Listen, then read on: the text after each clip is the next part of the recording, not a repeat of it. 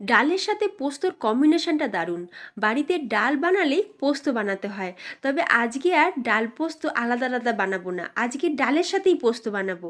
কিভাবে দেখে নাও রেসিপি।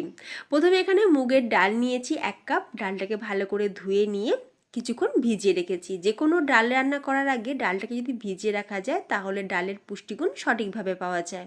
এখন ডালটাকে আমরা সিদ্ধ করব, সেই জন্য ফ্রাই প্যানেতে কিছুটা জল দিয়ে এখন ডাল আর লবণ দিয়ে ডালটাকে সিদ্ধ করে নেব।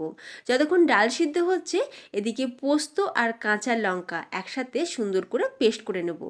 আর অন্যদিকে দেখো ডালটা আমাদের সিদ্ধ হয়ে গেছে। ডালের মধ্যে জলটা এমনভাবে দিতে হবে যাতে ডাল সিদ্ধ হবে, জলও শুকিয়ে যাবে। এখন ডাল সিদ্ধ হয়ে যাওয়ার পর আবার আমি ফ্রাই প্যানে দিয়ে দিয়েছি সর্ষের তেল, শুকনো লঙ্কা, কাঁচা লঙ্কা, পেঁয়াজ আর অল্প সামান্য কালো জিরে। ফোড়নটা ভাজার যখন সুন্দর একটা গন্ধ বেরোবে, পেঁয়াজটাও বেশ ভাজা ভাজা হয়ে যাবে, দিয়ে দেবো এখানে সিদ্ধ করে রাখা ডাল। ডাল দেওয়ার পর অল্প সামান্য লবণও দিয়ে দিলাম, দিয়ে খুব ভালো করে মিক্স করে নিয়ে এখন দিয়ে দিচ্ছি পোস্ত আর কাঁচা লঙ্কা বাটা। সব কিছু দিয়ে ডালের সাথে খুব ভালো করে মিক্স করে নিলাম। এরপর দিয়ে দিচ্ছি স্বাদ অনুযায়ী চিনি। লবণটা একটু কম ছিল বলে আরও একটু লবণও অ্যাড করে দিলাম। সব কিছু দিয়ে ভালো করে মিক্স করে নিলাম।